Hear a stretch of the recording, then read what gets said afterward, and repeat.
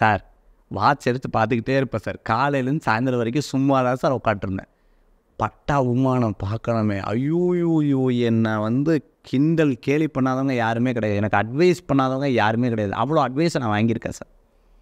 இன்றைக்கி எத்தனை பேர் அட்வைஸ் பண்ணவங்க பூரா ஒரு லைனில் நிற்கிறாங்க சார் அப்படிங்கிற அளவுக்கு இப்போ வந்திருப்பாங்க.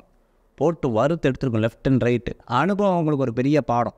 அவங்களுக்கு வந்து என்னென்னு கேட்டிங்கன்னா ஒரு லெவலுக்கு மேலே போக முடியல. இதுதான் அவங்ககிட்ட ஒரு ப்ராப்ளம். என்னென்னு கேட்டிங்கன்னா கோடி ரூபா நீங்கள் 50 கோடி ரூபா சம்பாதிக்கிறவங்களாக இருந்தாலும் அந்த 50 கோடிக்கு மேலே அவங்களால தாண்ட முடியாது. அதே சமயத்தில் 10 கோடி ரூபா சம்பாதிக்காம 10 கோடிக்கு மேலே தாண்ட முடியாது. 1000 கோடி ரூபா 1000 கோடிக்கு தாண்ட முடியாது.